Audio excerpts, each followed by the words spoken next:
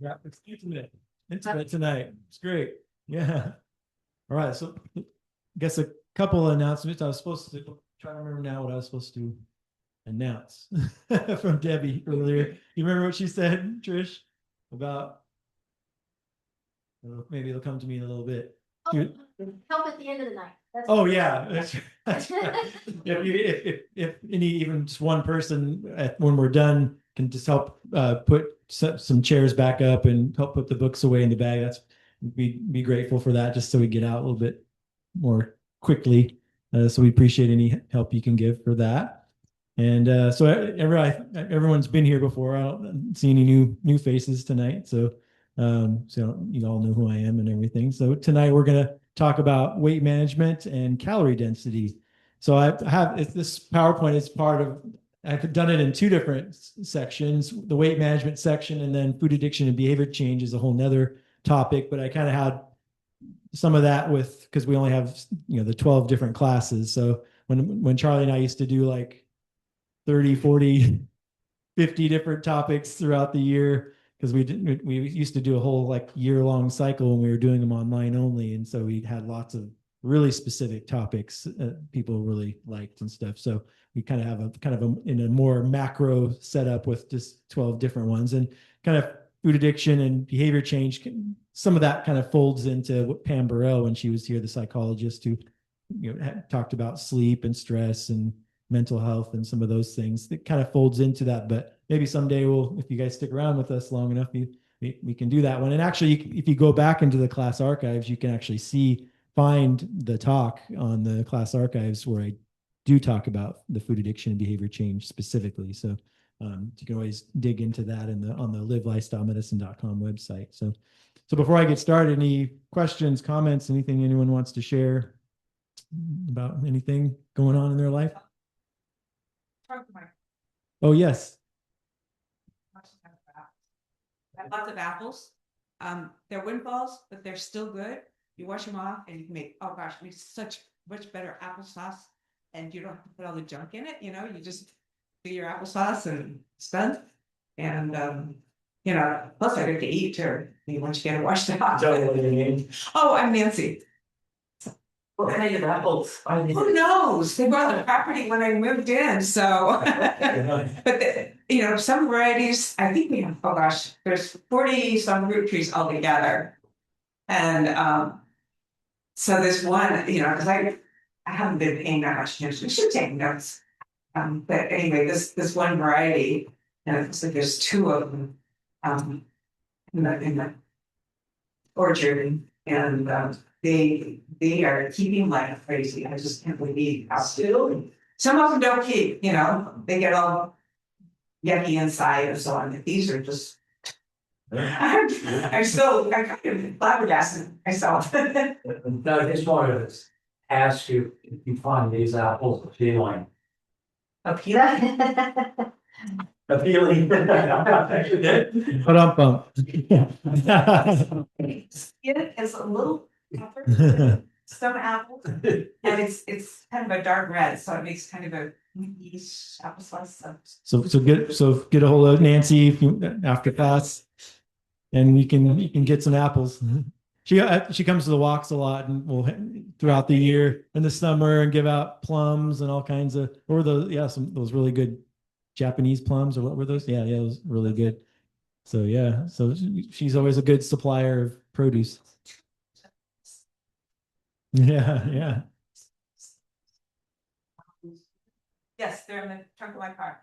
Anything you guys don't take, I'm going to take to Food for Lane County tomorrow. And there's still lots and lots and lots more apples, so don't feel like, oh, I got to save some for anybody. No, okay. Please. Yeah, I hate things to go to waste. Yeah, exactly. All right. And there's rotten spots and everything. Of course, I have a compost, but hey. All right. Whatever. Well, let's hit the first slide. Next slide. I always like to do quotes. So you guys ever read Skeleton? He always says the obvious. If we don't change the direction in which we are going, we'll end up where we are headed. Next slide. You can't go back and change the beginning, but you can start where you are and change the ending. C.S. Lewis. Next. All right, it's probably hard to see this. I'll read it off to you if it's hard to see. So since we're talking about weight management, it's almost the end of the year. You know, the New Year's resolutions everybody has. There's a diet mentality and a health mentality. So diet mentality kind of views food as the enemy, focuses on my bad habits, things I'm doing temporarily, things I don't like about myself, the weight scale, and a finish line. Whereas health mentality, which is what we're trying to focus on at these classes, is food as fuel, my good habits, things I'm doing forever, things that I want for myself, the daily choices, and a lifelong journey. So try to get your mind into that mindset. Next slide. So weight management. We're going to talk about how our appetite works, and kind of more from a physiologic standpoint, and then we'll talk all about calorie density. So mostly what I want you to take away tonight is just as the calorie density, and we'll go over a chart, and I'll show you where the chart is on the website and everything else. But some of the other things, behavior change and food addiction play a big role on things like our appetite. So we have appetite. We'll talk about it kind of scientifically, but I kind of wanted to give, credit and respect to other things that affect when we eat, how much we eat, why we eat. This is really scientific tonight, but I want to kind of appreciate that there's other things that influence our eating behavior, not just because we're hungry and things like that. So behavior change, food addiction play a big role, our emotions, both mental and physical. And then also Dr. Greger has a whole book on how not to diet, which is actually in the back as well. You can check out. And there's 21 tweaks on his daily dozen. So you've heard us talk in these classes about the Dr. Greger's daily dozen, having the app and all of that. But there's also another section on that same app, the 21 tweaks for weight loss. And so the 21 tweaks on the daily dozen app are kind of like the cliff notes for the How Not to Diet book, which is another one of those big, thick books, reads like a textbook, right?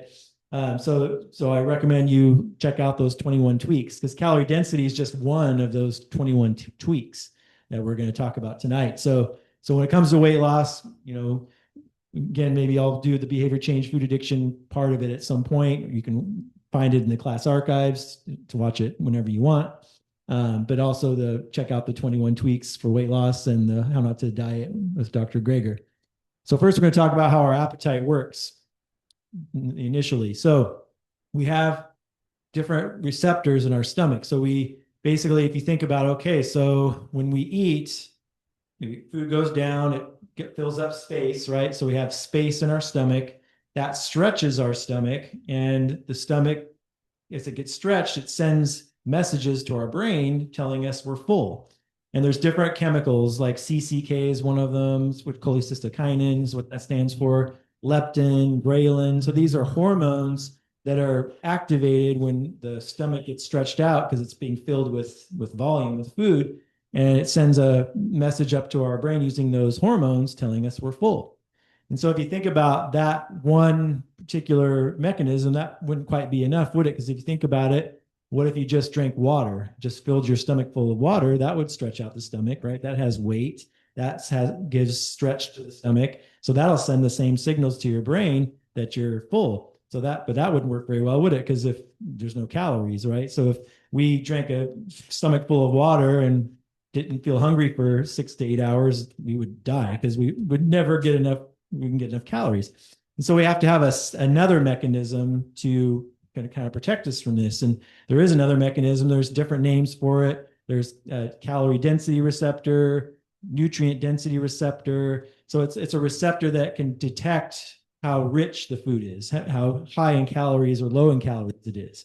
And we have taste buds that also help with that. We can tell the difference between, like, you think about a ripe apple or a peach or something like that. Your tongue can tell the difference between a peach that's 5 calories a bite and one that's like 8 calories a bite. You're going to prefer the one that's 8 calories a bite over the 5 calorie a bite peach because it's a little bit sweeter, right?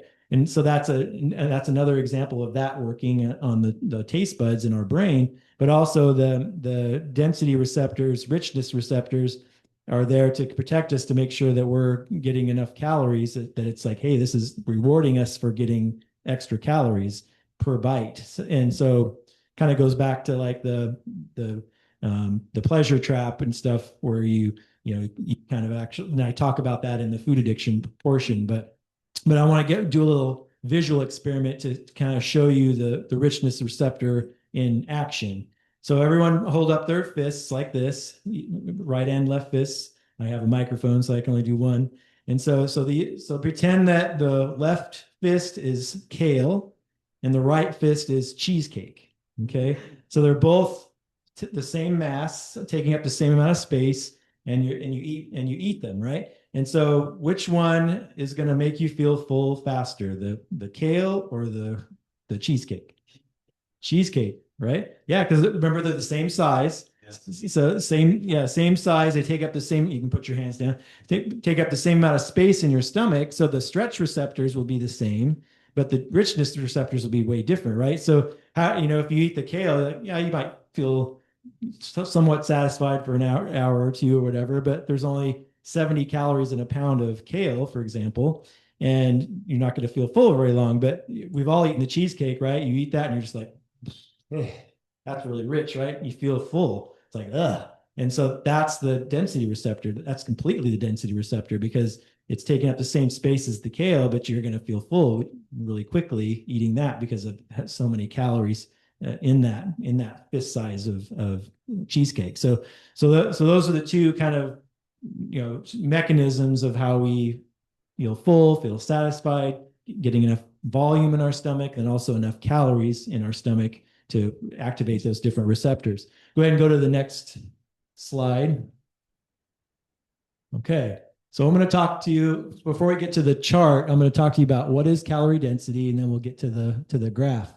And so calorie density is merely the number of calories in a given weight of food. And so in science, when they study calorie density, and there's been over something like 80 to 100 studies done, mostly at Penn State University, with the work of Barbara Rolls. She has a PhD in nutrition, and she's like the groundbreaker when it comes to calorie density. So they did tons of studies. They've done studies where people did feeding experiments. They locked people up in 5-star resorts and fed them different amounts of calorie densities of different foods, and see how much people eat and track their calories and how much volume people eat and all this different stuff. And we'll talk a little bit more about it in a little bit. But so calorie density, when they do it in science, they use calories per gram. And so it's like 454 calories or grams in a pound. And so, but people are like, what's 10 grams look like? What's 50 grams look like? In the United States, we don't use that system like they do in most of the rest of the world. But so it's kind of hard to teach somebody about calorie density when you use calories per gram. That's just more precise. So that's what they do in science. But calories per pound makes sense to the average person, because we all know what a pound is. Like if you went to the grocery store and put 2 medium-sized Yukon Gold potatoes on the scale, that's about a pound. So you kind of have a visual of what's a pound of whatever food, and then okay, that's a pound. How many calories are in a pound of that? And so when I show you the chart, you're going to be like, well, some of the foods you're like, well, I don't ever eat a pound of a lot of these different foods, so what's it matter? And so, because when you figure out calories, figuring out how many calories you're eating in a day is like almost impossible. It's like even a seasoned dietitian cannot accurately figure out how many calories somebody is eating, because you have to know the exact serving size, the exact weight of the food, to know how many calories did you really eat there. It's really not very scientific, not very precise. And so, it's like when you just out in the real world, you have to know. You look at a package and you know how many calories are in the whole package, how much of that package do you eat, how many servings did you eat. It's a total pain in the butt to try to figure out how many calories you eat. But with calorie density, the beauty of it is you never have to know how many calories it is. You just need to know what the calorie density is, because whether you eat a handful of something or a pound of something, the calorie density will never change. The calorie density is always going to be the same. It's kind of like a math constant. So when you do math equations, you always like to have a constant, right? And so you just need to know what the calorie density is of the foods that you're selecting, and know whether you can eat as much as you want of it, or whether you should kind of eat a little bit less of it, or you should avoid it altogether, depending on what your health goals are. If you're trying to lose some weight, drop your calorie content for the day, then you want to choose foods that are low in calorie density. And it just so happens that the foods that are low in calorie density tend to be high in nutrient density. So low in calories, but high in nutrients, high in vitamins and minerals and all kinds of phytochemicals, everything that's good for you. And so we're going to get to the chart, but I just kind of wanted to give you just a basic understanding of what calorie density is. So it's just the calories per pound of different categories of food. So go ahead and go to the next slide. Right there. So it might be a little bit hard to see. So this graph, actually, I got it secondhand from Jeff Novick. So Jeff Novick, I'm going to be showing you guys some videos, some excerpts from his lecture on calorie density. And the full, actually, calorie density lecture is on the website, livelifestylemedicine.com. So if you go to the videos section, you'll see Jeff Novick, calorie density. It's like an hour and 19 minutes long. It's really, really, really good. I probably watched it 9 or 10 times before I didn't pick up something new. It was really, really good. And so I recommend you do that. I'll be showing a couple of sections from that particular lecture, but I actually got this chart actually says down there, you can't read it, but it says Jeff Novick right there. And I got it from actually Craig McDougall, Dr. McDougall's son, because I spent a day with him up in Portland when he was working for Kaiser Permanente up there. And I got it from him directly, Craig McDougall got it directly from Jeff Novick, because Jeff Novick worked for Dr. John McDougall and in his program and everything. So, and of course, I ended up getting to meet John McDougall too. So I just want to tell you that little story, that how I got this, because that is where it comes from.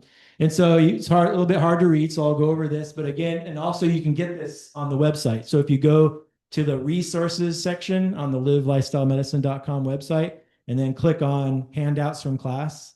And if you're not familiar with navigating the website, watch the website tutorial that's on the homepage about 2/3 of the way down. And I show you how to get around in the website and find stuff. But yeah, so under resources section, handouts from class, you'll see the calorie density graph, and you can have a copy of it. It's there. And so what we have is on the left-hand side, it says vegetables. And those are vegetables on average are 100 calories per pound. And then the far right, you have oil, and it's 4,000 calories per pound. And so you see the difference between vegetables and oil is actually 40-fold. And remember earlier I said that kale is about 70 calories per pound. And since oil is 4,000 calories a pound, you can see that if you took every food at the grocery store, line it from end to end with least calorie density to most calorie density, do you see there would be a 40-fold difference between the least calorie dense to the most calorie dense? Do you see that? Like less than 100 calories per pound versus 4,000 calories per pound, right? And so, like I was alluding to earlier, when I first looked at this chart, I thought, well, who cares? I've never eaten a pound of oil. I've never eaten a pound of butter. So butter is 3,200 calories a pound. I've never eaten a pound of bread, I don't think, 1,200 calories a pound. So we're going to go over each of these, but then it's like, yeah, I've never eaten a pound of that, but have you ever eaten, a half a pound or a quarter pound or whatever the amounts that you might normally eat? But remember I said earlier, the calorie density will never change. It's whether you eat, a handful or a whole pound, the calorie density will always be 4,000 calories a pound for oil, 1,200 calories a pound for bread. So it's important to know in context to what other food choices that you have. And so we're going to, at the end of the presentation, we'll go over like the kind of the goals for how many calories per pound your target is. And I'll go over some scenarios of how this is really useful to know. And then when I show Jeff Novick's videos, he'll show you really see a visual of it. The difference between the calorie density of this food on the right versus this food on the left. It's the same number of calories. Which one will fill you up more? So you'll get to really see it to understand it. So you'll see there's 3 different colors here. There's green, yellow, and red. Kind of more or less like the traffic light system. I know the yellow kind of looks a little orange. So you don't have to pay too much attention to the colors, but I'm just going to kind of go through the categories. So you'll see a green arrow coming down, and we'll talk more about that. Fruit is the next one. So we said vegetables 100 calories a pound, fruits 300 calories a pound. Tubers is the next category. So that's your potatoes, sweet potatoes, yams, right? They're 400 calories a pound. Whole grains, 500 calories a pound. That's things like brown rice and oats and quinoa, bulgur, amaranth, farro, barley. So if you go to the bulk bin at Winco and see all those ancient grains there, that's what intact whole grains or whole grains are, about 500 calories a pound. Tofu is the first yellow one there. It's also about 500 calories a pound. The reason it gets the yellow is because it's a little high in fat and it's just minimally processed, right? So, but it actually ends up being, legumes. This might be kind of interesting. Legumes, which is your beans, chickpeas, split peas, lentils, they're about 600 calories a pound is your beans and lentils, and tofu is at 500. And, even though it's a little bit less, the reason it has the yellows because it's just a little bit processed. It's mushed all the edamame together, all the soy together, so it's a little bit more concentrated. And it takes a lot of beans to make the tofu basically, and it is a little high in fat. That's why it's in the yellow, but it's still only about 500 calories a pound. And then we'll look at pasta, 600 calories a pound, and it's it actually is a green light. And the reason you're thinking, well, why is pasta a little bit processed? Why is it green light? And if you think about, pasta is made from flour, right? So if you take, even if it's whole wheat flour or whatever, and we're going to do a little experiment with whole grains and bread and some things here in a second. But does anyone have a guess as to, well, why, if bread, we're not to bread yet, but if bread's 1,200 calories a pound and it's made from flour, pasta is essentially made from flour. Why is pasta 600 calories a pound and bread 1,200 calories a pound? Does anyone have a idea as to why pasta is so much lower in calorie density than bread? Any thoughts or guesses as to why that is? So what's most of the weight of pasta? Anyone?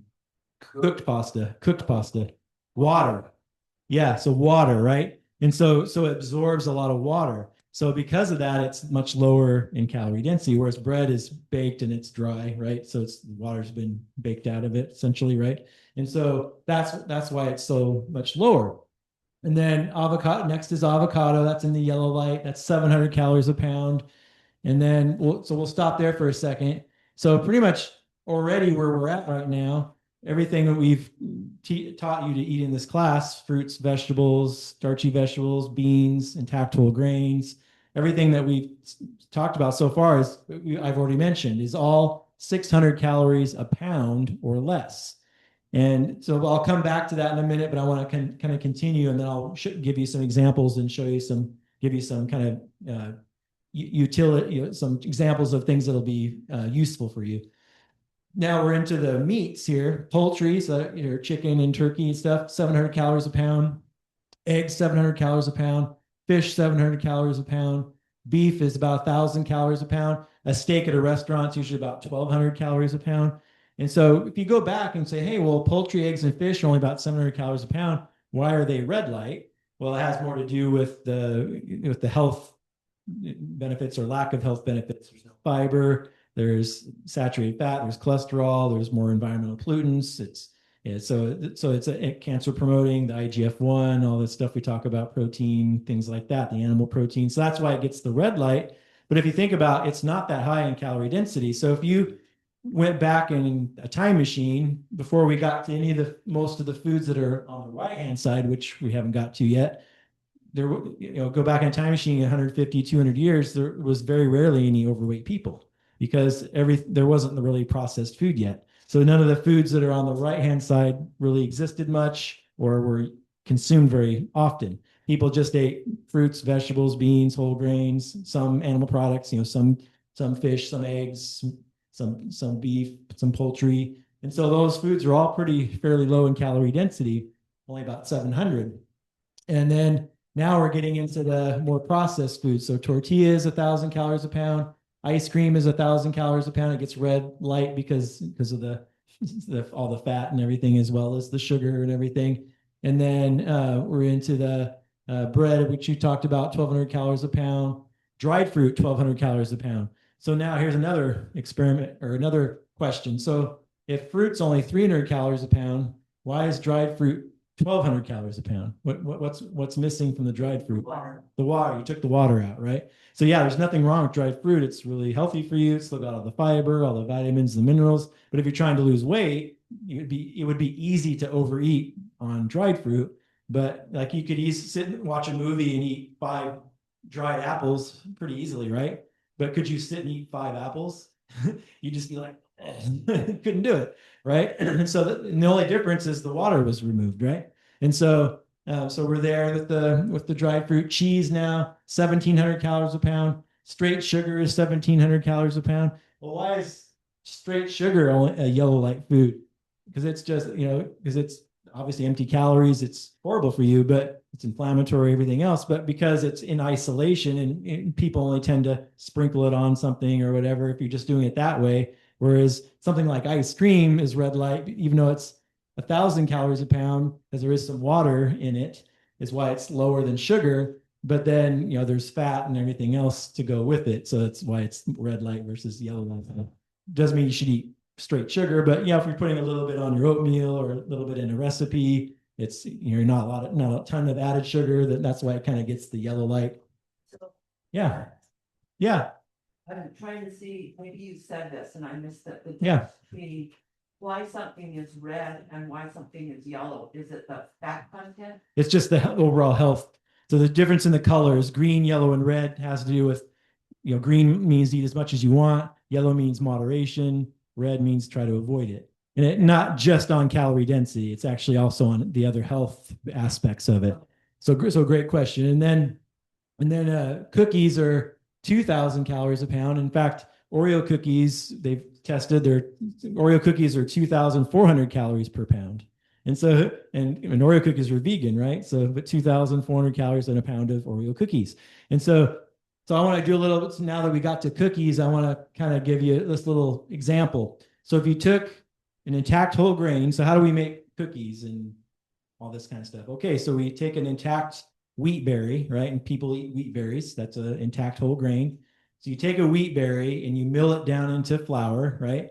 And so then what happens when you add just some yeast and some water and you bake it in the oven? Now you have bread, right? That's 1,200 calories a pound, right? And so now what happens when you take the flour and you add sugar and you add butter and maybe oil even? Now what do you have? You have a cookie, right? You bake it in the oven. Now it's 2,000 calories a pound. So you see, the more you processed it and the more processed foods you added to it, the calorie density just goes up and up and up and up. Whereas that initial wheat berry was only 500 calories a pound. Now it's become something that's 1,200 and even 2,000 calories per pound, right? And again, you're not going to maybe sit and eat a pound of cookies, but to get to that 2,000 calories, but some of us maybe have Oreo cookies, yeah, 2,400 calories in a pound. And so you're thinking, so we're going to talk about that, coming back to the appetite and showing you how important this is. But let's finish the chart. So now chips are 2,300 calories a pound. Nuts and seeds, they're yellow light because nuts and seeds are actually 2,800 calories a pound. And so it's basically, there's nothing unhealthy at all about nuts and seeds. Actually, that's why Dr. Greger recommends just a handful, because they're 2,800 calories a pound. And so you're going to likely overeat. That's like when you see the big bags at Costco, and sometimes they even add coconut oil, palm kernel oil to it, salt to it, right? So if you're just sitting there, nuts and seeds are designed to like crack the shell, nutcracker, it's Christmas time. You crack that walnut and you eat one, and then you crack a second one, and then you bloody your knuckle, and you're like, oh, I had 2 or 3 walnuts. That's good till next year, right? So that they're supposed to be in the shell and take time, like pistachios. People sit and eat those. Now you can buy pistachios shelled, already ready to go. So then you're just like this, right? And so there's nothing unhealthy about those nuts and seeds, but you're just going to overeat. You're going to eat too many calories before you'll get the signal that you're full. And so when we talk more about the calorie density and give examples, you'll see this clearer. And then butter is 3,200 calories a pound, and oil 4,000 calories a pound. So you're not going to ever eat a pound of oil, but in 1 tablespoon of olive oil, that's 125 calories. So how many people put a tablespoon of olive oil in their cooking or on their salad or whatever? Yeah, a lot of us. That's 125 calories. So you can see there's more calories in a tablespoon of olive oil than in a whole pound of vegetables, right? Because when we went back to vegetables, 100 calories per pound. So your salad dressing with that 1 tablespoon of olive oil has more calories in it than all the vegetables that are in your bowl. And so that's why if you're trying to lose weight, you want to avoid the added oils and things. That's why we always talk about, one of the reasons we talk about avoiding oil. So I want to do, before I give you some examples, any questions about the calorie density chart? One question I will ask you is, so which side of the chart is it easier to eat too many calories? The right-hand side of the chart or the left-hand side of the chart? Right-hand side, right. So so on the left-hand side of the chart, you're always going to be full before you'll eat too many calories. Right-hand side of the chart, you'll always eat too many calories before you will feel too full, right? And so that's the danger of the right-hand side of the chart. And so you'll see down here, the green arrow goes down to about 500 calories a pound.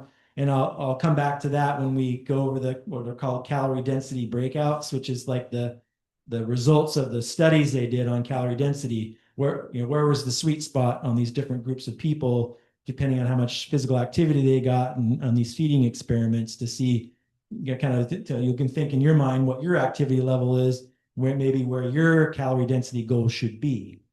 And so in a minute, I'm going to show the couple of Jeff Novick videos, but so we'll show that in a minute, but I just want to give you a couple little experiments here using this chart and to show you how impactful it is. So how many people in here have watched like My 600-Pound Life, the show where people, Dr. Nowzaradan, who's the weight loss surgeon, and he puts them on a 1,200 calorie a day diet, and then he does the bariatric surgery. A couple people nodded, but yeah. So if you think about, okay, so let's say you're gonna try to eat a 1,200 calorie a day diet, and he kind of recommends a more low carb one because that's kind of what most of the weight loss surgeons do, is recommend that. But so I want to give you an example. So in the feeding experiments, one of the things that they've noticed is that people eat different amounts of food depending on their activity level, their muscle mass, their size, male versus female. There's so many variables as to how much food people eat.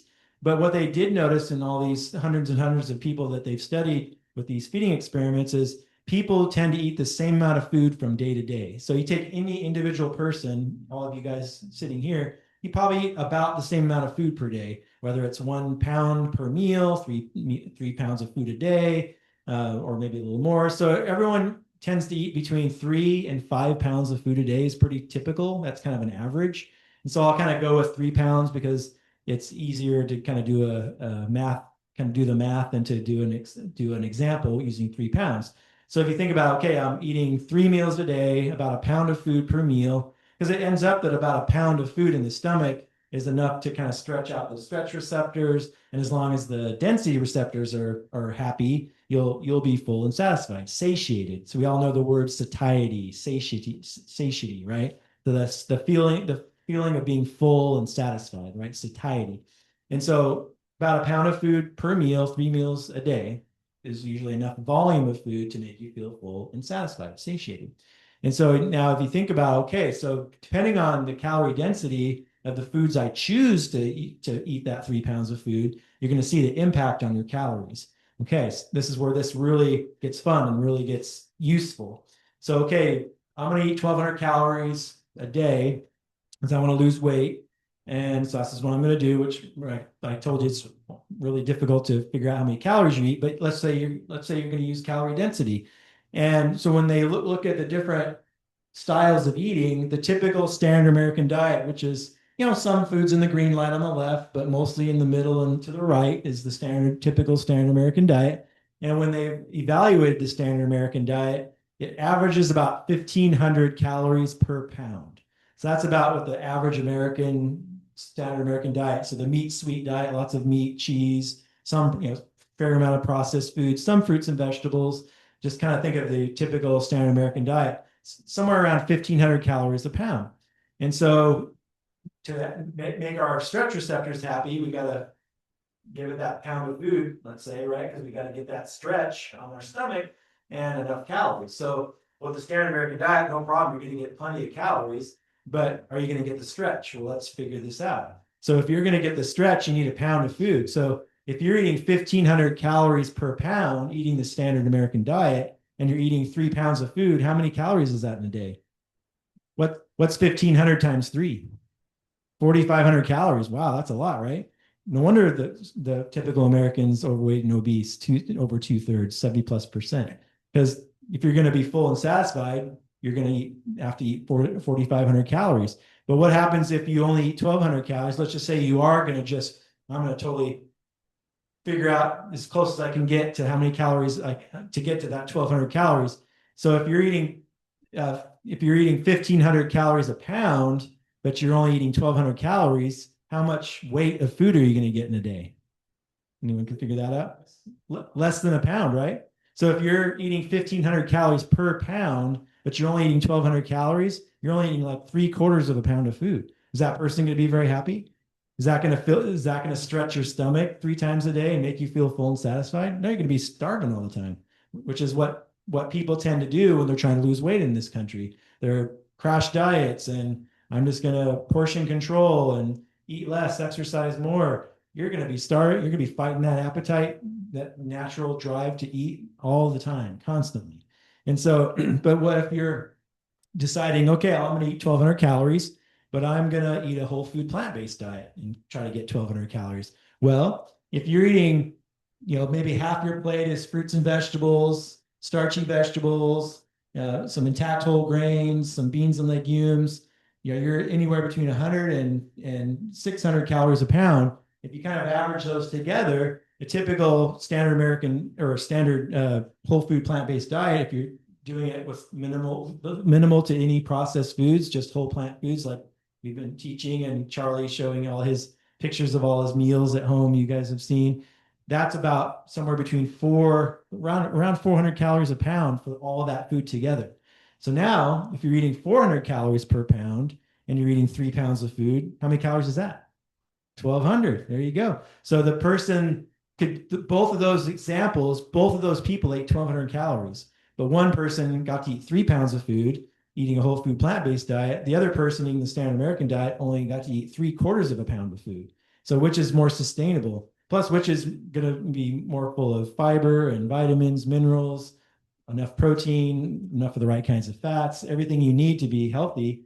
You're going to get it from the whole food plant-based diet, and you're going to get that 1,200 calories. And so does that make sense? Do you see how calorie density is so important? Because it's what you're choosing to eat is you want to be on the left-hand side of the chart, because then you get to eat as much as you want. So whenever I talk to patients all the time about, I call it I have a traffic light handout, which has the green, yellow, and red light foods on it. And so when I say, hey, you're in the green light foods, there is no portion control. You can eat as much as you want. Yellow light, yeah, you want to be careful, not eat too much, like the nuts and stuff like that, maybe a handful, things like that, bread, things like that, a little bit higher, maybe 700, 800 calories a pound or higher, which is more in the middle to the right of the chart. Then you want to be really careful, not eat very much of that, or maybe not any of it, especially if they're trying to reverse diabetes, heart disease, all the other stuff we talk about in the class. But so any questions about that before I show the 2 videos? Does that make sense? You kind of have an idea what calorie density is? So I'm going to be turning, yes, Ed. What kind of diet would you recommend to someone trying to gain weight? Yeah, so that's a great question. So the question is to try to gain weight, what kind of diet? So that's really easy because the yellow light foods then, so people that are like bodybuilders, things like that, trying to gain muscle, gain weight, even maintain or gain weight, then I tell them to still eat as many green light foods as you want, but also start eating more yellow light foods, because the red light foods eating more of, it compromises your health, whereas eating more yellow light foods will not compromise your health. And that's things like avocados, nuts and seeds, nut butters, bread, pasta. I kind of put those in the yellow light category, and it's slightly different than this yellow light, but I have my categories of green, yellow, red light foods. And so you can actually eat more of the yellow light foods if you're actually trying to get more calories.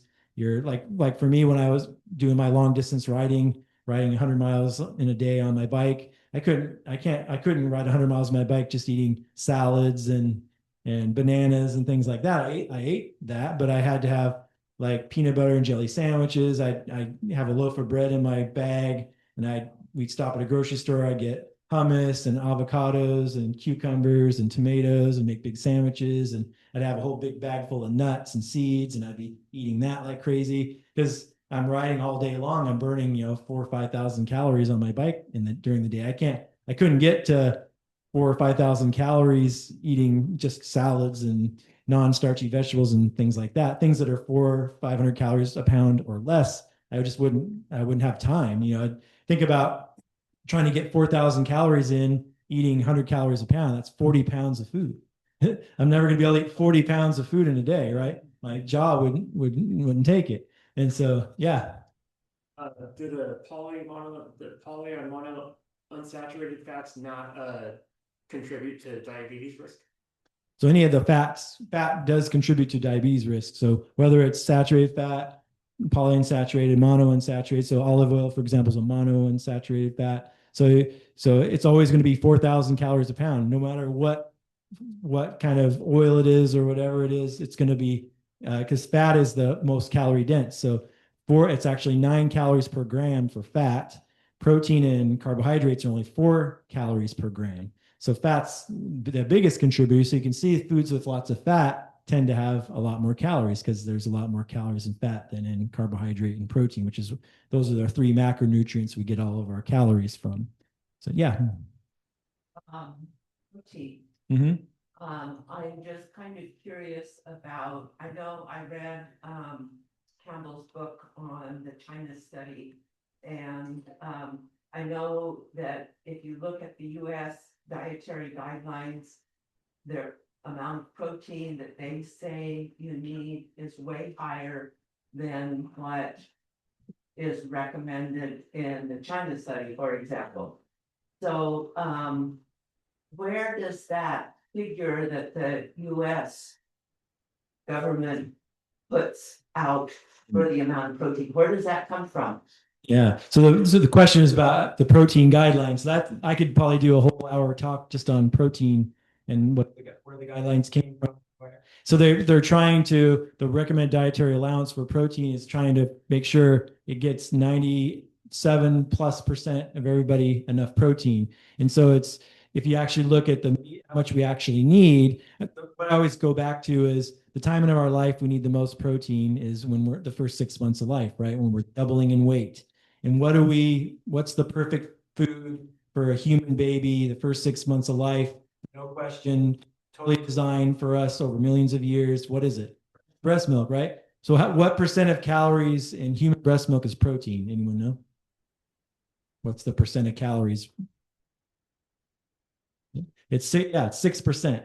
So only 6% of the calories in human breast milk is protein. So that's really all we need. But if you actually look at it that way, because when you're first 6 months, you have a high requirement. When you're elderly, you need a little bit higher requirement because you don't absorb it as well. And so that's 6% of our calories is really all we need. But the average American's getting 20 to 30% of their calories from protein. Even if you're eating 100% whole food plant-based diet, no animal products whatsoever, you're still likely getting 10 to 15% of your calories from protein. So you're getting almost twice as much as you need. And so, it's not like it's a nutrient we should just, but so you want to make sure you are getting enough, but it's usually not a problem. It's not the nutrient of concern. It's fiber is the nutrient of concern. So it's just marketing. So being protein happy is just a sales. Everyone's high in China study. T. Colin Campbell talks about it a lot. And getting too much protein is actually a problem, especially if it's animal protein, because that turns on cancer. Well, of the influence of all of the animal products that the government has such a high recommended protein amount. Yeah, I don't know how much industry influences the guidelines, because the guidelines have been around a long time. 0.8 grams per kilogram and all these kinds of things, but that is, they have a correction for absorption and things like that. So they're just making sure it gets enough. It is inflated. It's already inflated, and then you have people talking about, oh, well, I'm a bodybuilder, then I actually get 1.5 grams per kilogram, 2 grams per kilogram. People are just it's just that what we call bro science, the guys at the gym, the bro science thing, and it's so inflated. And there's even do a whole class on nutritional myths and talk a lot about that there. But yeah, I want to get to the videos here. We don't want to get off topic here. What? What recommend that as protein? The recommendation for protein is just to get enough calories. If you get enough calories, you're going to get enough protein. Because like I said, 100% plant-based diet, you're still getting 10 to 15% of your calories from protein. So, but if somebody's losing muscle and they're, because the studies show you don't actually gain muscle by eating more protein. It doesn't work. You have to have resistance exercise, enough calories and resistance exercise. So if you're losing muscle mass because you're of aging, and we call it sarcopenia and things like that, you just got to make sure you're getting enough calories. And one of the problems when you get older is you tend to not have as big of an appetite. You don't tend to eat as much volume of food. And so then that's where it comes in. Well, let's try to get higher quality foods in. Let's get more beans in. Let's get more nuts and seeds. So foods that are a little higher in calories then are going to be then higher in protein. And so then, but you got to get that resistance exercise to actually build that muscle or preserve that muscle mass. So it's getting enough calories, making good food choices. Because if you're only eating one meal a day and you're not eating very much volume of food and you're just eating salad, then you're not going to get enough protein because you're not going to get enough calories, because the calorie density is so low. Even though spinach is 50% protein, there's so few calories in spinach that you're not going to get very many grams of protein in that spinach, as an example. Did you have another comment? No. YouTube and everything. If you can find Christopher Gardner, Yeah. he's a researcher at Stanford, and he has some really good talks on the research they did to go into the protein recommendations and everything. It's just really interesting. Yeah, Dr. Christopher Gardner, out of Stanford. And he also did the twin study that was on Netflix. They did twins where they did vegan versus typical. Yeah, it was really good. But yeah, so I'm going to turn my microphone off. And what you're going to see on these next two videos, we're going to play back to back with Jeff Novick. He's going to show there's going to be a food on the right and a food on the left. Which one's going to be more filling? And it's going to help you kind of visualize this effect of calorie density. So I'll turn off my microphone.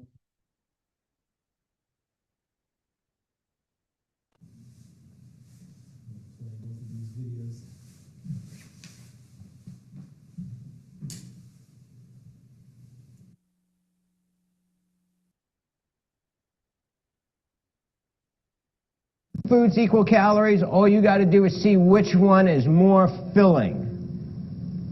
Okay, so we got 2 little soy chicken nuggets, and we got 1 1/4 cups of vegetable lentil soup. Don't say anything yet. There are people still thinking on this one, okay? We'll give them a few minutes. Everybody think they got an answer? Which one do you think? The soup. Now, if you went to medical school or dietetic school or you studied biochemistry and physiology, they would tell you all different things about what fills you up. You might hear about chemicals and hormones and enzymes like CCK and ghrelin, and leptin. You might hear fat is more filling and all these other things, right? Just forget about it. Just pretend you just walked in off the street, which I think many of you did. You just walked in off the street. You don't know anything about biochemistry, chemistry, food, or anything. Just take a wild guess. What do you think it is about the vegetable lentil soup that will fill you up more than the soy chicken nuggets? Anybody? Volume. Man, there's just more of it. And it turns out that's right. They actually did these studies where they fed people equal calories of food to see which was the most filling. And they did it short-term, long-term, subjective, and objectively. So pretty good studies. And they found out that all foods that fill you up have 3 things in common. And can anybody guess what number 1 was? Reading my prompts, huh? Number 1 was water, and that kind of makes sense, because what does water take up a lot of? Space. And filling up the space in the stomach actually contributes to satiety. Because as you'll learn more about this weekend, on the outside of the stomach, you have these little nerves called stretch receptors. And when you fill the stomach up, they stretch a little, they send signals to the brain, which help release all those chemicals telling you you're right? Don't you all like to get that feeling of full? So water is very important. Water helps, gives you that, and water also has a lot of weight, which helps give that stretch. Because some things have lots of volume, but they don't have a lot of weight, right? Like air. So water was very important. Anybody want to guess what number 2 was? That's right.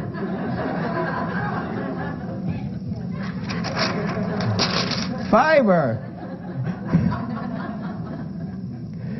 Now, fiber doesn't make sense when you think about it like water does, because fiber doesn't take up a lot of space, it doesn't have a lot of volume. But do you know what you get when you mix a lot of water and a lot of fiber together? You know what you get? You get a lot of, did you say gas?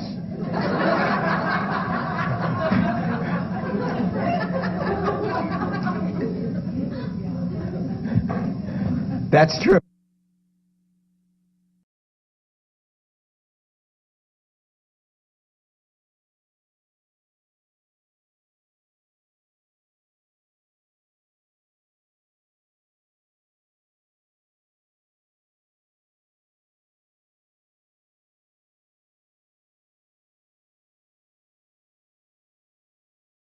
You get a lot of gas in the beginning, but you get something called bulk, right? And it turned out that bulk was the biggest contributor to your feeling full. Now, nutrients did play a role. You do have these nutrient receptors, and nutrients were important, but it turns out they're not the most important. So when they tell you to eat a diet high in protein or high in fat because that'll fill you up the most, it's not true. I could take 2 foods with the exact same amount of protein in them, and guess which one will fill you up more? The one that has the most bulk. Right. Think about that. So it's not just the protein or the fat, and I'm going to show you here in a minute.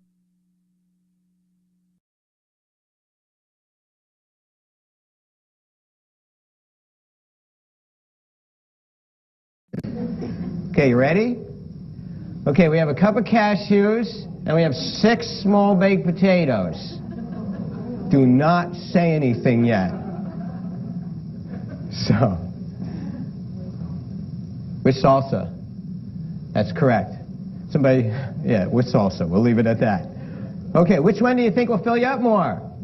The potatoes. Why? What do the potatoes have more of that the cashews do? Bulk. Now, are these high in fat? Yeah, they're 75% fat. Is this low in fat? It's 1% fat. So is fat filling? No, not at all. Now, does this make cashews fattening?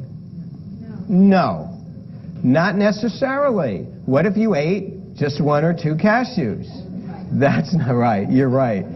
We know nobody does that. Okay, now I'm going to do some other comparisons. You ready? So this one was pretty easy. Enough said over there, right? Okay, look at this one. Oh, we did this one already, but I want to make another point. Is this high in fat? 70–80%. Is this low in fat?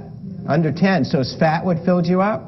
What filled you up? The bulk. Everybody got that? Here we go. 2 low-fat fig Newmans, not to mention anybody in particular, and 1 small cantaloupe. They're both 140 calories. You see the difference? Which would fill you up more? The cantaloupe. Now let me ask you a question. In 1980, you heard you should go on a low-fat diet, right? So you go to the supermarket or the whole food store, and you find all these low-fat foods, and you fill up on those. Do you see the problem? If you eat all you want, what happened to your caloric intake? It's too high. But what if you eat just the right amount of calories? Then what's happened? Now you're hungry all day long. Is that going to happen with these foods? Now, just for the record, do you know that the percentage of fat, carb, and protein is almost identical? They almost have the same ratio. So is it the ratio or the amount of protein, the carb, or the fat that fills you up? Because those two are pretty equal. What fills you up more? Bulk. It's simple. Look at this one. Here's a... On the left, we have a 2-pound fresh pineapple. On the right, we have 4 ounces of gummy bears. Both are 450 calories. Now, I put this one up there because everybody's anti-sugar these days, right? You can't have sugar. Sugar's no good. Can't have carbs. And I think that's crazy because, you know, sugar's good for you. I mean, does everybody know what the best fuel for your body is? Gummy bears. Make a note of that. I got to fix the slide, okay? Gummy bears. Right. What's the fuel that your body runs on, the preferred fuel? What do you... Glucose. That's a fancy name for sugar. Now, your body will also burn another fuel. Anybody know what it is? Fat. Whoever said it is correct. The 2 fuels your body likes to burn, number 1 is sugar, number 2 is fat. Now, every now and then you hear somebody say, I need some energy. I got to get some protein. Right? You ever hear that? Well, just realize when somebody tells you that, they just told you they know nothing about physiology and biochemistry, because that's not what your body wants to use for energy. And in fact, it's a difficult process. Your body uses carbs first, and secondary is fat. So, you know, when you work out, and some of you get exercise, your muscles burn up some carb, and they also burn up some fat. And some of us are looking to burn up a little bit more fat, right? But there's parts of your body that can't burn fat. Parts of your body can only burn sugar, glucose. And anybody know what part of your body it is? The brain. That's why I don't get it when people are so anti-sugar and they want to avoid sugar. I mean, I don't know about them, but my brain, very important to me. And it needs sugar every day. And they've actually done studies. I mean, there's recommended minimum intakes of sugar just to fuel the brain. Anybody know how much that is, the recommended minimum intake of sugar you need just to fuel the average brain? 500 calories a day just to fuel the average brain. Now, I had mine tested. Mine burns about 750 a day, but... Oh, I'm smart. You're very nice. Because the last time I was here, somebody raised their hand and said, why? Is yours less efficient? Why is that funny? I said, don't make fun of me. I have the props. Okay, so is sugar the problem, or is the package the problem? I mean, these both have the same amount of calories and the same amount of sugar. Are they equal to you? No. What's 90% of the weight and volume of the pineapple you're going to eat there? Water, fiber, vitamins, minerals, nutrients, and a great package and great matrix, just right for you. What's 90% of the weight and the volume of this? Sugar. So is sugar the problem or the package it came in? It's the package. Don't be afraid of sugar. Once again, get it in its whole natural form. Now, what I think is the real irony is they take foods like this, they process and refine the heck out of them, so we're left with this white crystalline powder, which is sweet, but doesn't really have a flavor. It's just sweet. So then they make it into things like this, but to get kids to eat it, what do they flavor it as? This. Does anybody see that irony? Just give them the pineapple. So then we have people who have been loading up on these for 20 years. They got heavy. And then what do they say? I can't eat pineapple. It has sugar in it. So, okay, here's a few more I just want to show you so you can get the point. Every one of them will be 200 calories. That's a pat of butter, in case you forgot what it looked like. And those are grapes, 200 calories. Which would be better for you? Which would be more filling? Which would have more fiber, vitamins, minerals, nutrients, and everything. Okay, here we have a little bit of almonds. Here we have carrots. Same 200 calories. See the difference? So you see the problem if we put bowls of almonds out in the back? It's we would have this room packed. It's not that almonds are bad for you, but what would happen to all of you? We would overeat. And it's not your fault. So, here we go again. French fries and honeydew melon. See the difference? And which would be better for you? The one on the right. Right. That's olive oil and sliced apples. Same calories. Which would fill you up more? which would be healthier. Right. There's broccoli and pretzels. Are you drooling over the broccoli now or the pretzels? This was the red meat guy, so I'm trying to figure it out. See the difference? Now, I'm not saying you should only eat raw broccoli. I'm just making a point. And is everybody getting the point? Okay, good, because now it gets harder. Hershey Kisses and those little red peppers we occasionally have out in the back. See why we put the peppers out? No.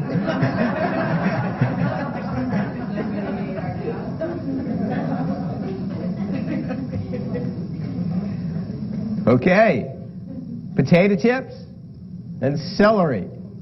Every now and then somebody says, you know, I'm really enjoying this diet, but I would like something crunchy. And I'm like, eat crisp celery. It's very crunchy. And they say, no, I want something that's crunchy and kind of has like a salty flavor. So I said, eat crisp celery. It's crunchy and kind of has a salty flavor. And they say, no, that's not quite what I want. And I say, just admit it. You want potato chips. Okay.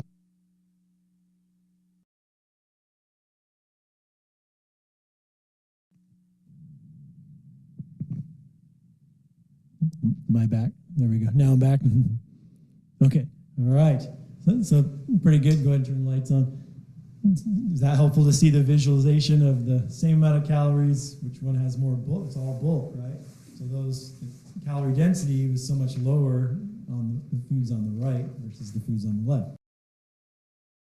Like the nuts, for example. So it just helps to see that. And I strongly recommend you all watch that full lecture. So under the video section, you can watch the full calorie density lecture. He also goes over things like the, carbohydrate, good carbs versus bad carbs, protein, fat, and all that kind of stuff.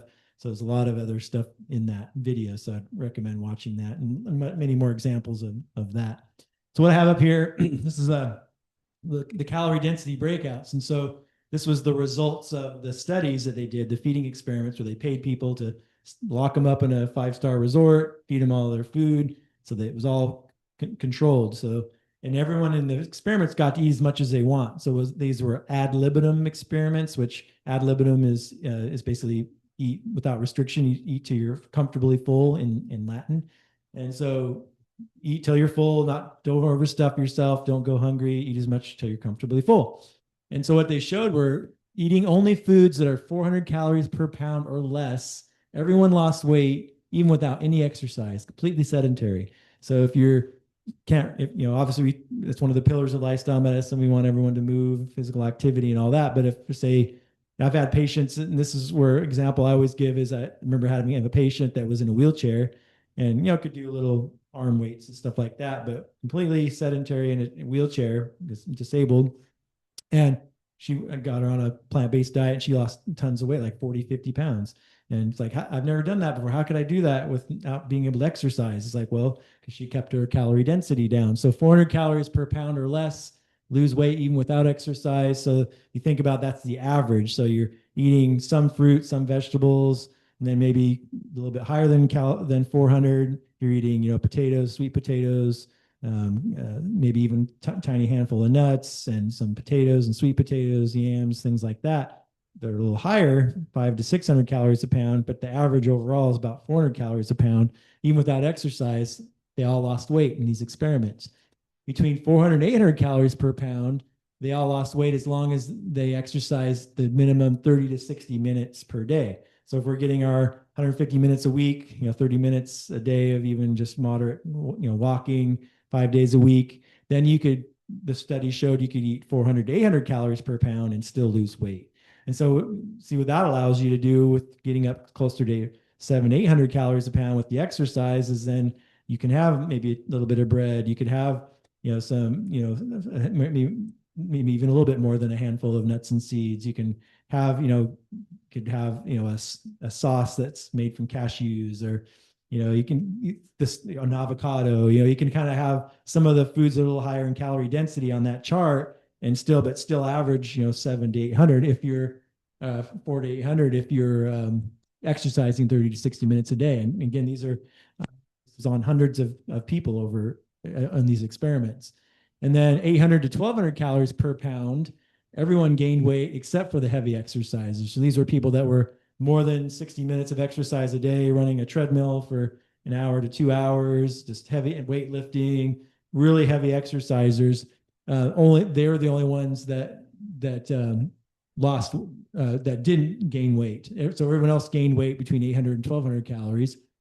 And then 1200 calories per pound and up, everybody gained weight, even the heavy exercisers. So look at we talked about the standard American diet being like close to 1500 calories a pound. So that's why I always say, we always say, I didn't coin this phrase, but you can't outrun your fork. So it's it doesn't, like Charlie shows a video and at times in the classes where shows two people, one person was eating carrots, I think, ate a certain amount of carrots. The other was a chocolate bar, and how long they had to run on the treadmill. One was just kind of walking kind of briskly for only a few minutes, and the calories from the carrots were gone. When the person ate the chocolate bar, they had to run like 4 or 5 miles just to get the calories off from the chocolate bar. So yeah, you can choose where you want to be and what your activity level is if you want to lose weight or not. Then that's where that sweet spot is, about 500 calories a pound.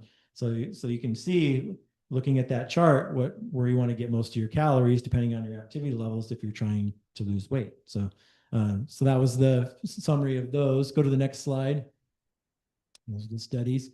And then, I recommend watching the full Jeff Novick lecture every 3 months until you've reached your goal. And if you ever start to gain weight back, watch it again. I was always, a lot of my patients that would come in, they're trying to lose weight. I have them watch that Jeff Novick video because there were so many, like I was saying earlier, I probably watched it 9 or 10 times before I didn't pick up something new in it because there was so much in it. And it's just a good reminder, like, okay, I need to watch that again. And I thought I was lowering my calorie density enough. How come I'm not losing weight? To kind of push through plateaus that you often get, and watch that video again. And remember, the calorie density is only one component of weight loss. There's all those other 21 tweaks for weight loss, different herbs and spices, different things you can do, a teaspoon of vinegar. So what's really amazing about the 21 tweaks is it's all in the literature. It's all peer reviewed journals and really good science about things that you can do to also help you lose weight besides the calorie density. The reason it's just not in the mainstream knowledge is because there's no money to be made. So the health industry is so focused. You hear the quote, the food industry doesn't care about health, and the health industry doesn't care about food. So it's kind of a bad combination. And so you're only going to hear about things if somebody can make money off it, a supplement, this product, this meal plan. That's all you ever hear about. And oftentimes it's not good data or science behind it. But the reason, like something like a teaspoon of vinegar can help you lose weight, it actually it stimulates that CCK, appetite suppression, we talked about earlier. Well, how come you don't hear about that in the mainstream media? Because who's making money off vinegar? It's just something that's at the grocery store all the time anyway. So a lot of the herbs and spices and different things you'll find in the 21 tweaks, there's good solid evidence behind it. You're just not going to hear about it. And that's why Dr. Greger puts it in his book, because here it is, here's the science, but you're not going to hear about it because there's no money or profit to be made from the information. And so that you have to remember that when we're almost to the end of the year, New Year's resolutions, you're going to be gyms and this weight loss plan, that weight loss plan. That's what you're going to hear about. Fall back on the calorie density, fall back on the 21 tweaks for weight loss, and that's going to help you to your goals. So that's all I have. Any other questions? You can go to the next slide. I think that's the end. Yep. And the next part's the addiction behavior change. Questions, comments? You guys all feel like you have a good grasp of what calorie density is? Dr. Greger has totally incorporated that in his cookbook. Mm-hmm. Because I have been following those, and it feels like really 5 weeks now, and it really following just eating those foods that he recommended in as recipes. I have actually lost 15 pounds in 5 weeks. So, and I have never felt anything hungry or not satisfied.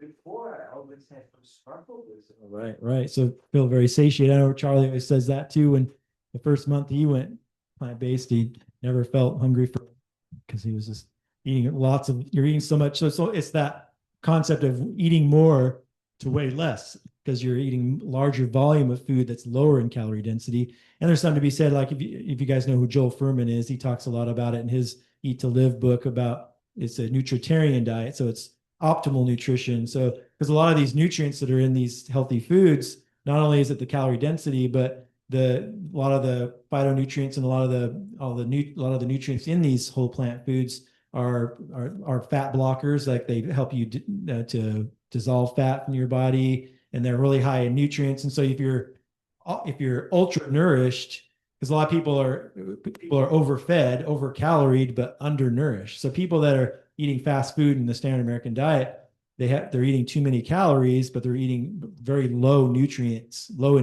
So they're very low, they're not getting very much vitamins, minerals, fiber, micronutrients, phytonutrients, all the things that you need for optimal health.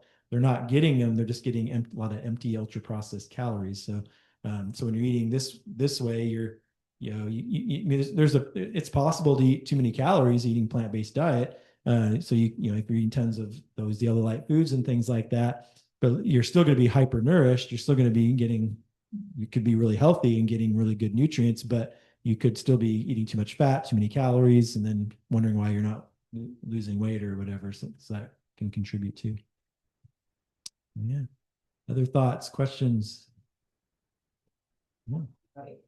One thing that, because I when I got to the obese range, I go, oh, I think I got to do something. And so what I did, for me, I instead of saying, hey, I need to lose weight, because every time I lose weight, I've yo-yo for years. Yeah, I gained weight. Mm-hmm. For some reason or other, it just turned on the eating thing in my brain when I said I need to lose weight. But instead, I go, oh, I want to get healthy. I want to eat healthy.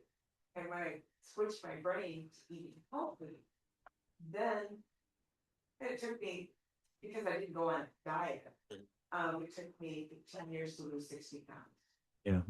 So, don't stress about losing it all right away. Just kind of start eating healthy and the what do you call it?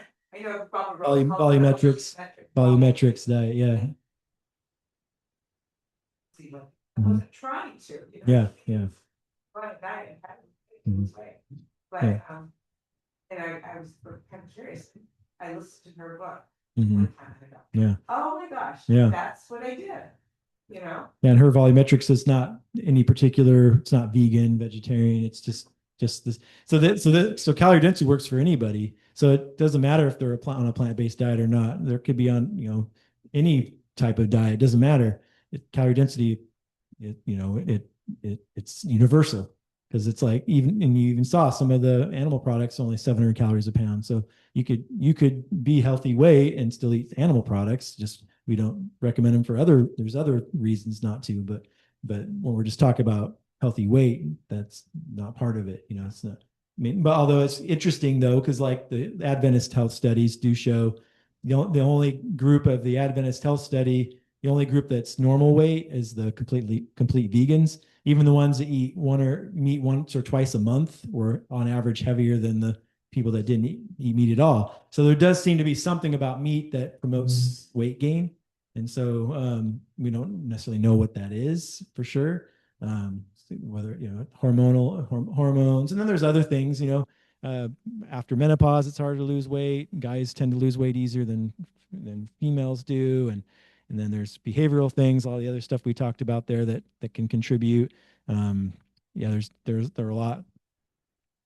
Meat doesn't have fiber. Yeah. So there's other issues. And so I try not to talk too much with my patients about what their weight is, what their BMI is, because we're finding that's not really that helpful. And so a lot of times I even take obesity off their problem list just because I don't find that it's useful or helpful. And so it's just, let's just, if they have high blood pressure, diabetes, they've had heart attacks, strokes, trying to prevent cancer, recurrence of cancer. Let's just focus on what we know about the nutritional science to improve those conditions. And then, a lot of times the healthier weight comes with that most of the time, not 100% of the time. There's so many nuances. Everybody's different. So when we just focus on weight or the scale, again, that's that diet mindset versus the health mindset, right? So we want to stick with that. But yeah. Well, yep. Ed, there's a question in the chat.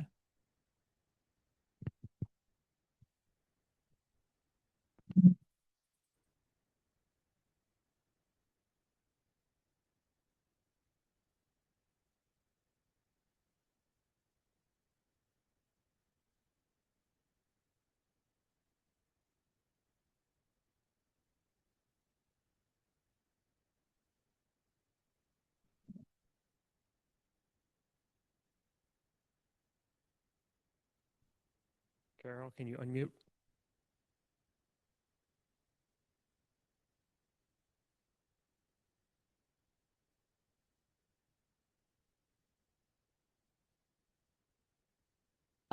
There I can.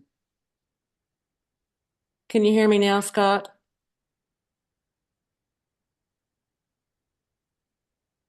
Go ahead. I have two questions. When I started eating tofu, I found that I really liked it. I'd been eating beans a lot, and I switched over to tofu. And I've heard that that can be potentially dangerous because of the hormonal qualities, the estrogen in tofu. Do I need to worry about that? No, actually, can you hear me okay? As of 2011, that was disproven. So actually, soy, including tofu, lowers your risk for breast cancer, does not raise it. It ended up, we're not rats. It was studies in rats that showed phytoestrogen from soy was increasing cancer growth in rats.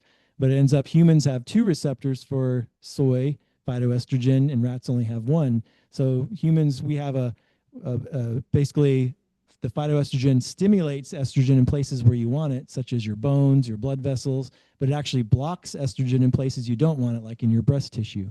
And so actually, because it didn't really make sense because Asian populations before 1980, especially, starting to westernize their diets now, eating high amounts of soy products, and their risk of breast cancer in those countries were a fraction of what they are here. And when those same Asian populations, people moved to the United States and started eating the standard American diet, their risk for breast cancer goes up to the same as those women in the United States. So then we ended up finding out about the two different receptors, and so actually no issues with soy. It actually reduces your risk of breast cancer, so no risk there. It just it's a little bit higher in fat, like we talked about, so a little bit higher in calorie density. Okay, great. I also have a question about salt. I shop at Natural Grocers, and they've been doing a class on salt where they talked about new research that they're saying that we should actually be getting more salt rather than less. Can you address that? No, so we don't. Salt is the number one. Actually, between actually lack of fruit is the number one dietary killer on the planet, is lack of fruit, and then excess salt is like number two or number three. So actually, there is no such thing as a too low of a salt diet. We actually have some tribes in Africa that we've studied that basically only get maybe 200 to 300 milligrams of sodium a day, and they have the lowest blood pressures, no heart disease, and so you'll get natural minerals. Just from eating plants, you get natural minerals. You get salt is one of those. Sodium comes in as a natural mineral, and so basically the recommendation from the American Heart Association, American College of Cardiology, is less than 1,500 milligrams of sodium a day. The recommended dietary allowance for the United States is less than 2,300 milligrams a day. So you don't want to get any more than that. And actually, salt kills. Salt is for high blood pressure, makes your arteries stiff, hard on the kidneys, everything else. So anything you hear about salt, need more salt, they're selling you something. So go, we always talk about in these classes, know who to trust. And so trust in like nutritionfacts.org. If you have any questions about anything, including salt, just type that into the search bar, see what the videos and articles that are all referenced there about salt, and there's a whole bunch of stuff there. Okay, can you comment just a little bit more about the lack of fruit as the number 2 killer? Yeah, it's actually number 1. So lack of fruit, I think lack of whole grains is in the top 2 or 3. Too much salt. So when you look at the dietary, foods that what's the foods that are leading to the most deaths worldwide, and lack of fruit came out number 1. We know diet is now the number 1 killer on the planet, but leads to put tobacco number 2. And that's the leading cause of death on the planet is diet. Number 2 is tobacco. And so that was the Bill and Melinda Gates Foundation. They did a huge study on all of those dietary risk factors. It took a lot of money, a lot of pooling of data to get that out. So eating more fruit is because there's a lot of places on the planet people aren't getting enough fruit and things like that. So Okay, yeah. thank you very much. Oh, you're welcome. All right, well, let's call it a night. Come back next week for plant-based diets and families, and Dr. Colgrove, the pediatrician, will be here. And I think he's trying to get a guest speaker or 2 to come for like a panel. So we'll see what we get next week. Oh yeah, get some apples. Yeah, you're welcome. Thanks for coming, you guys.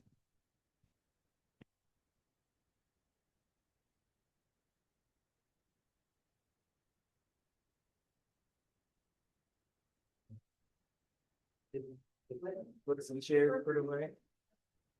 Yeah. You? Okay.